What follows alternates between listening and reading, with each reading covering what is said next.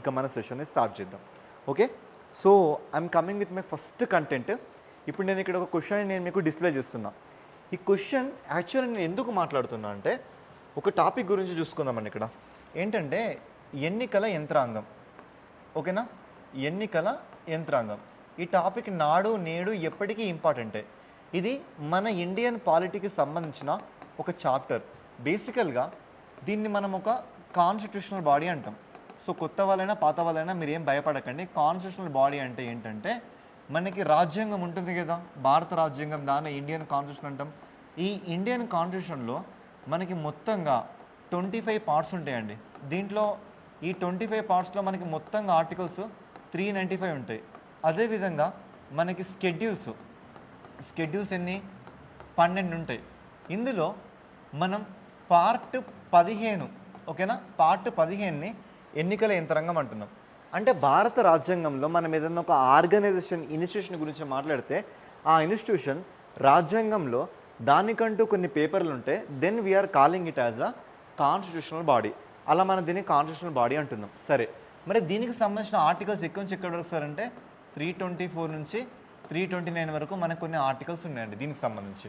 ఓకేనా, మరి ఇది ఏం చేస్తుంది? మన దేశంలో ఇది ఎప్పుడు యాక్టివేట్ మోడ్లోకి వచ్చిందంటే 1950 జనవరి 25 యాక్టివేట్ మోడ్లోకి వచ్చింది.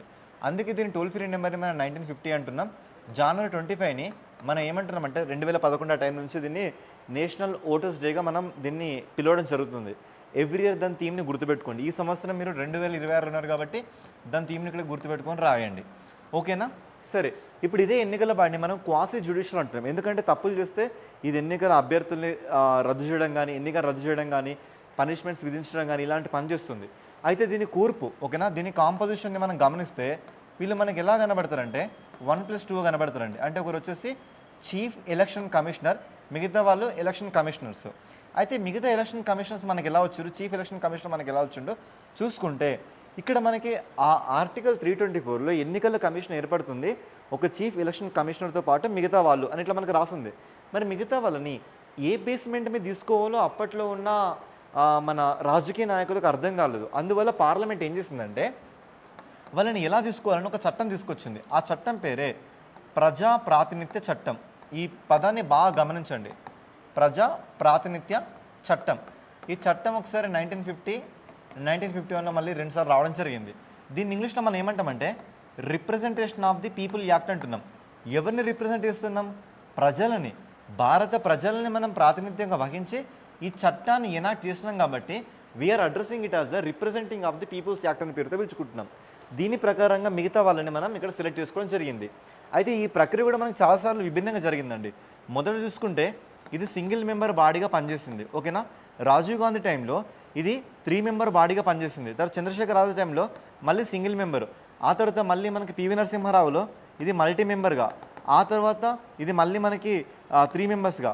తర్వాత T N Seshan versus of union of India, T N Seshan versus union of India. ఈ కేసులో సుప్రీంకోర్టు ఏమని చెప్పిందంటే దీన్ని మనకి 3 మెంబర్ బాడీగా ప్రకటించమంది. 3 మెంబర్ బాడీగా అంటే ఒక చీఫ్ ఎలక్షన్ కమిషన్, అదేవిధంగా ఎలక్షన్ ఆఫ్ కమిషనర్స్ ఇలా మనకుంటారు. ప్రజెంట్ చీఫ్ ఎలక్షన్ కమిషన్ మనకి జ్ఞానేష్ కుమార్ కనబడుతున్నాడు. అయితే ఈయన టర్మ్ మనకి 6 సంవత్సరాలు లేదా 60 సంవత్సరాలు, విచ్ ఈజ్ ఎర్లియర్. అంటే ఈ రెండిట్లో ఆయన 6 సంవత్సరాలు ఉండొచ్చు లేదా 60 సంవత్సరాలు ఉండొచ్చు. అలా మనం దీన్ని చూసుకోవచ్చు. అయితే ఇప్పుడు అన్నిటికంటే మన టాపిక్ ఏంటంటే ఈయన రిమూవల్ ప్రాసెస్ గురించి నేను ఇక్కడ డిస్కస్ చేస్తున్నా. ఈయన రిమూవల్ ప్రాసెస్ మరి ఎలా రిమూవ్ చేస్తాం మనం, అతన్ని తొలగించే విధానం ఎలా ఉంటుందని చెప్పడానికి ఇతనికి రాజ్యాంగబద్ధంగా చాలా కట్టుదిట్టమైన భద్రత ఉంది. ఆ భద్రత ఎలా అంటే ఈయనని తొలగించడం అది రియాలిటీలో హైలీ హైలీ హైలీ ఇంపాసిబుల్.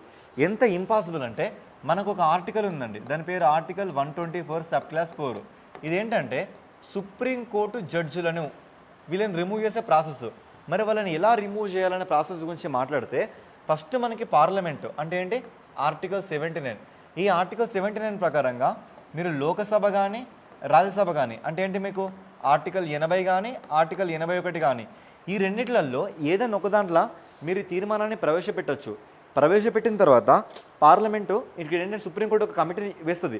ఆ కమిటీ ప్రకారంగా ఇతను మిస్బిహేవియర్ కానీ లేదంటే అతని బిహేవియర్ కరెక్ట్ లేకపోవడం, అతను సూటబుల్ కాకపోవడం అనేది ఆ కమిటీ ధృవీకరిస్తే ఆ ధృవీకరణని ఇక్కడ లోక్సభలో హాజరైన 2/3 వంతు మంది యాక్సెప్ట్ చేయాలి. అదేవిధంగా బిల్లు మళ్ళీ రాజ్యసభకి వెళ్తుంది, అక్కడ 2/3 వంతు మంది దాన్ని ధృవీకరించాలి. అప్పుడు ప్రెసిడెంట్ ఈయనని ఆ పదవి నుంచి రిమూవ్ చేయడం జరుగుతుంది. ఇది మనం మాట్లాడుకున్నంత సింపుల్ కాదు. అలా జరగాలంటే గవర్నమెంట్ ఒక సపోర్ట్ ఉండదు. గవర్నమెంట్ ఎందుకు తీసేస్తుంది? 2/3 మెజారిటీ రావడం అది ఎంత ఇంపాసిబుల్, ఎంత హైలీ టాస్క్ చెప్పండి అలా అన్నట్లుగా. ఇలా దీని మీద మనకు క్వశ్చన్ ఫ్రేమ్ అయింది. రేపు పొద్దున్న ఎగ్జామ్స్లో మనం క్వశ్చన్లు అడుగుతారండి. ఇది క్వశ్చన్ మీకు ఈ 2 ఫార్మాట్స్ ఇంగ్లీష్లో ఉన్నాయి, ఆ మిగతాది తెలుగులో ఉంది. ఓకేనా? మీరు ఇక్కడ ఎవరు కూడా దీని గురించి వర్రీ అవ్వాల్సిన అవసరం లేదండి. సరే, నేను ఇంగ్లీష్లో చదువుతా, తెలుగులో చదువుతా. 2 స్టేట్మెంట్లు ఉన్నాయి. ఇప్పుడు మనకు అడుగుతున్న ట్రెండ్ ఏంటి? ట్రెండే కదా. ఈ ట్రెండ్ ప్రకారంగా స్టేట్మెంట్ 1 ఏమంటుందంటే, ద చీఫ్ ఎలక్షన్ కమిషనర్, ఈ chief election commissioner of India can not be removed from the office except in a manner similar to the judge of the Supreme Court. Supreme Court జడ్జిని ఎలా అయితే మనం రిమూవ్ చేస్తామో same kind ఆఫ్లో తప్ప ఇంకే దారిలో కూడా తిన రిమూవ్ చేయమంట. కరెక్టే కదా. సుప్రీంకోర్టు జడ్జిని ఎలా అయితే రిమూవ్ చేస్తామో ఈయనని కూడా మనం అలానే రిమూవ్ చేస్తాం. ఓకేనండి, రైట్. ఇది నాకు తర్వాత, the constitution of India grants the CEC security of the term two ensure the independence of the election commission from the executive interference.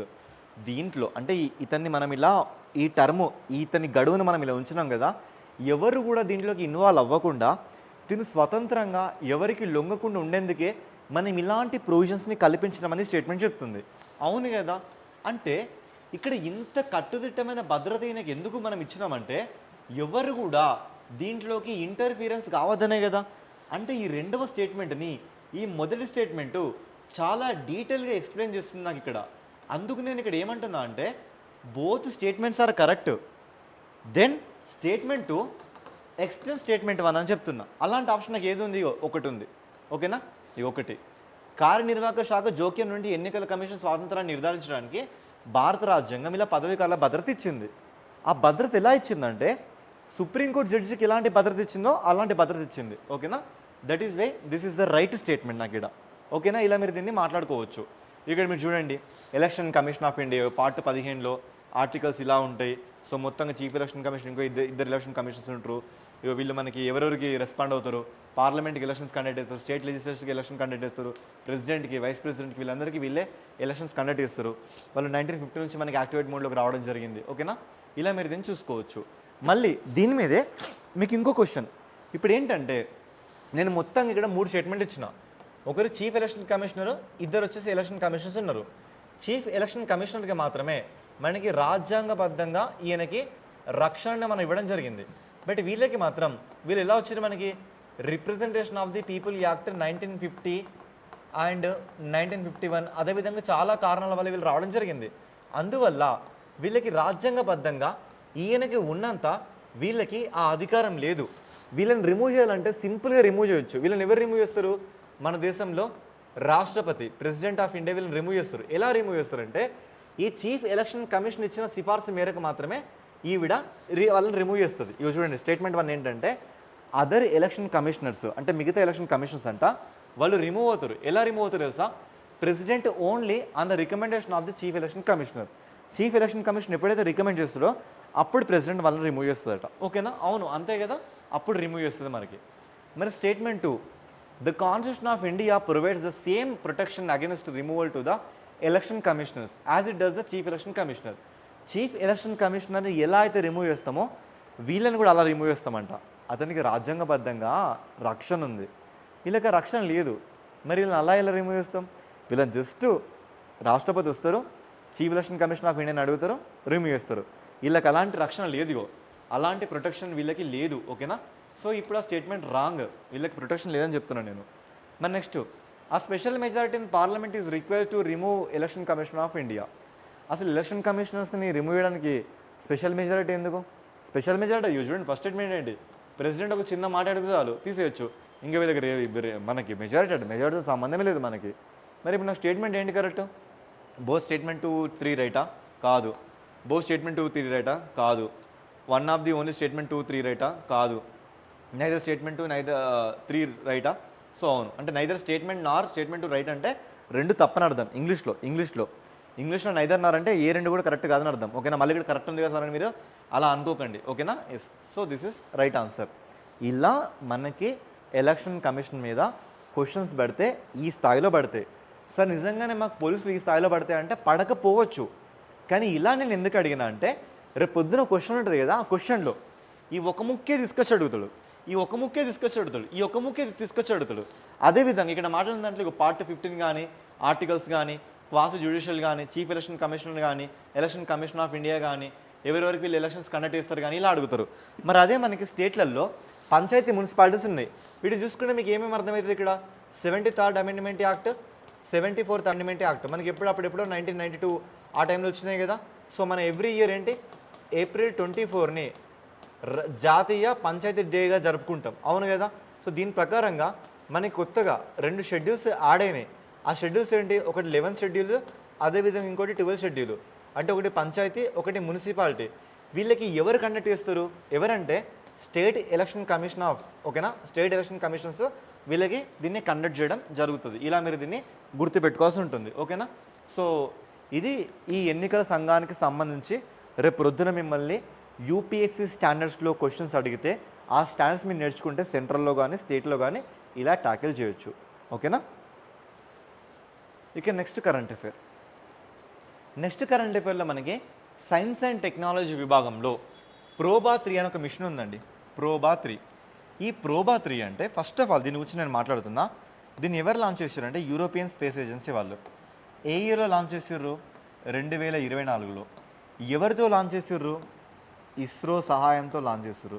ఆ ఇస్రోలో మనం మాట్లాడుకుంటున్న గెలుపు గుర్రం, ఓకేనా, ద హార్స్ ఆఫ్ ఇస్రో అనే పేరుతో మనం పిలుచుకుంటున్నాం.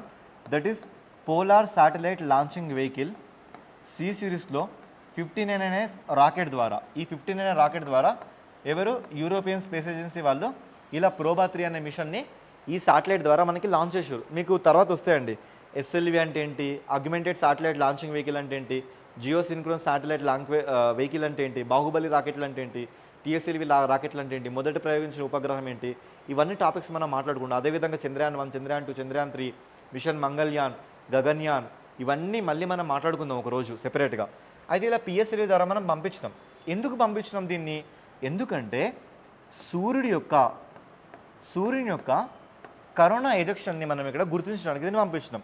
అంటే సూర్యుడి దగ్గర మనకి సూర్య వికిరణాలు ఎలా వస్తాయి, సూర్యగ్రహాలు వచ్చినప్పుడు కన్స్ట్రక్షన్ ఎలా మనకి మూవ్ అవుతుంది, ఇవన్నీ ప్రక్రియను గుర్తించడానికి దీన్ని మనం ఎలా పంపించినామంటే ట్విన్ శాటిలైట్స్గా పంపించినాం. ట్విన్ శాటిలైట్స్గా అంటే ఇక్కడ మనకి ఒక శాటిలైట్లు ఎలా ఉంటుందంటే ఇక్కడ 2 శాటిలైట్స్ ఉంటాయండి దీంట్లో. ఆ 2 శాటిలైట్స్ మనకు ఉంటాయి. ఇప్పుడు ఏంటంటే ఇలా ఒక శాటిలైట్, ఇక చూడండి, ఇలా మనకి 2 శాటిలైట్స్ ఉంటాయి. ఒక శాటిలైట్ తన కమ్యూనికేషన్ని కోల్పోయిందండి ఈ కేసులో, ఓకేనా. ఒకటి కమ్యూనికేషన్ కోల్పోయింది. చూడండి, యూరోపియన్ స్పేస్ ఏజెన్సీ ప్రోబా 3 మిషన్లో 2 ఉపగ్రహాల్లో ఒకటైన కరోనాగ్రాఫ్ అంతరిక్ష నౌకతో సంబంధాన్ని కోల్పోయింది. ఒక క్రమరాహిత్యం విద్యుత్ వైఫల్యానికి కారణమై ఇలా ఇది నిశ్శబ్దంగా అంటే సైలెంట్ మోడ్లోకి వెళ్ళిపోయింది. అంటే ఇక్కడ ఏంటంటే న్యూస్లోకి ఎందుకు వచ్చింది? ఫస్ట్ ఆఫ్ ఆల్ ఎందుకంటే అది యూరోపియన్ స్పేస్ ఏజెన్సీ వాళ్ళతోని కమ్యూనికేషన్ కోల్పోయింది. ఈ కాంటెక్స్ట్లో ఇప్పుడు మనకి ఇది న్యూస్లోకి వచ్చింది, ఓకేనా. సరే, ఇప్పుడు దీని గురించి కొన్ని మనం మాట్లాడుకుందాం. ఇదేంటంటే first precision formation flying mission అండి. ఇక్కడ మీరు రాకెట్ సైన్స్ ఏం కాదండి, కరెంట్ అఫైర్స్ మరి సైన్స్ అండ్ టెక్నాలజీ ఇబ్బంది అని అస్సలు అనుకోకండి, కొన్ని విషయాలు చెప్తే సరిపోతుంది. ప్రెసిషన్ అంటే ఏంటో తెలుసు తెలుగులో? అత్యంత ఖచ్చితత్వమైన నిర్ధారణగా రావాలి. మరి దీని గురించి ఖచ్చితత్వ నిర్ధారణ రావాలంటే సూర్యుడి దగ్గర జరుగుతున్న అట్మాస్ఫియర్ అనేది మనకి ఎలా జరుగుతుంది? అన్ప్రెసిడెంట్ క్లారిటీ మీద, ఓకేనా, అన్ప్రెసిడెంటెడ్ క్లారిటీ మీద మనం దీన్ని తీసుకొచ్చినాం. సూర్యుని వాతావరణం ఎలా ఉంటుంది, మరి దానికి సంబంధించి ప్రపంచంలో ఇదొక ఫస్ట్ తొలి మిషన్గా మనం చూసుకుంటున్నాం, ఓకేనా. అలా మనం దీన్ని ఇప్పుడు ఇక్కడ అబ్జర్వ్ చేసుకుంటున్నాం. వీళ్ళు ఏమేంటంటే ముఖ్యంగా సూర్యుని యొక్క మందమైన బాహ్య వాతావరణం కానీ, సూర్యుడి కరోనాను కానీ దాన్ని గమనించండి. కరోనా అంటే ఏంటంటే సూర్యుడికి ఇట్లా మనకి ఇట్లా మీద ఇవి ఉంటాయి కదా, ఇట్లా మనకు వచ్చే ఈ లైట్స్, వీటిని మనం కరోనా అనే పేరుతో పిలుస్తామండి. మళ్ళీ మన కరోనా వైరస్ కూడా అట్లా ఉంటుంది, చూడండి, ఇట్లా ఓకేనా. సో సూర్యుడిలానే ఉంది కదా మనకి, అలా అన్నట్లుగా అలా ఒక కృత్రిమ ఉపగ్రహాన్ని సృష్టించడం, ఇలా సాధారణంగా దీంతో మనం తీసుకొచ్చినాం. వీళ్ళు ఏం చేస్తారంటే ఆ సూర్యుడి దగ్గర ఆర్టిఫిషియల్ సోలార్ ఎక్లిప్స్ని జనరేట్ చేస్తారు. దాని ద్వారా ఇది ఎలా మనకి మూవ్ అవుతుంది, ఎలా మనం దీన్ని చూసుకోవచ్చు అనే టాపిక్ కింద మనం దీని ఒక కన్క్లూషన్కి వస్తాం. అయితే ఇప్పుడు ఈ టాపిక్ మీద రాసే మీరు ఎగ్జామ్స్లో క్వశ్చన్ పడితే ఎలా ఉంటుంది అంటే ఇలా ఉంటుంది. ఇక్కడ క్వశ్చన్ మనకి 2 లాంగ్వేజ్లో ఉంది, మీకు ఏం ప్రాబ్లం అవసరం లేదు. ప్రోబా 3 మిషన్ గురించి నన్ను కరెక్ట్ స్టేట్మెంట్స్ ఏంటో అడుగుతున్నారు. మరి కరెక్ట్ స్టేట్మెంట్ చూసుకుంటే ఇదొక precision formation flying mission launched by the European Space Agency. అవునండి, ఇది యూరోపియన్ స్పేస్ ఏజెన్సీ ద్వారా లాంచ్ అయింది, ఓకేనా. రేపు ప్రొద్దున మిమ్మల్ని కన్ఫ్యూజ్ చేయడానికి ఈ ప్లేస్లో మిమ్మల్ని సింపుల్గా నాసా కానీ ఇస్రో కానీ ఇలా ప్లేస్ చేస్తాడు. అప్పుడు ఇది మీకు రాంగ్ అవుతుంది. ఓకేనా? యూరోపియన్ స్పేస్ ఏజెన్సీ గట్టి గుర్తు పెట్టుకోండి. సరే మరి నాకు అలా గట్టిగా ఎలా గుర్తుంటుంది? ఒకటేనండి, కరెంట్ అఫైర్స్ అంటే నిత్య సాధన. ఇది ప్రతిరోజు మీరు రివిజన్ చేస్తే తప్ప మీకు గుర్తుండదు. ఒకటి అడుగుతా, మీ ఎగ్జామ్కి ఇలాంటి మిషన్స్ ఎన్ని వస్తాయి? తిప్పి కొడితే 10 వస్తే గగనం. మరి ఆ 10 కూడా గుర్తు పెట్టుకోకుండా మీకు ఒక జాబ్ కావాలంటే ఎంతవరకు కరెక్ట్ అది? So it's kind of my words. దీన్ని తీసుకోండి అంతే, అంతే తప్ప దీన్ని నెగిటివ్ ఫార్మాట్లో తీసుకోకండి. ఇది రియాలిటీ అని చెప్తున్నా మీకు. ఓకే, సరే. Next number 2, the mission uses a single satellite equipped with an internal coronagraph to study the sun atmosphere. నేను ముందే చెప్పినా కదా, ఇది మనకి ట్విన్ సాటిలైట్స్కి వెళ్ళింది. అంటే 2 సాటిలైట్స్ వెళ్ళినాయి. చూడండి ఇక్కడ మనకి 2 సాటిలైట్స్ ఉన్నాయి దీంట్లో. ఇక 2 సాటిలైట్స్ ఉన్నాయి. బట్ ఇక్కడ వీడు ఒకటే సాటిలైట్ అంటున్నాడు. ఒకటి సాటిలైట్ కాదు ఇది, మనకి 2 సాటిలైట్ వెళ్ళినాయి. సింగిల్ సాటిలైట్ కాదు, ఇక్కడ 2 సాటిలైట్స్ వెళ్ళినాయి. ఓకేనా? Next, it AIIMS to create an artificial solar eclipse to observe the solar corona. మరి ఇక్కడ ఇది ఒక కృత్రిమమైన సూర్యగ్రహణాన్ని సృష్టించి సూర్యుడి కరోనాని పరిశీలించడానికి వచ్చిందా? అవునండి, దాని గురించి వచ్చింది. ఇప్పుడు నాకు ఎన్ని స్టేట్మెంట్స్ కరెక్ట్ అంటే 2 స్టేట్మెంట్స్ కరెక్ట్. ఇక్కడ ఓన్లీ 2 అనేది నాకు దీనికి కరెక్ట్ ఆప్షన్ అయిపోయింది.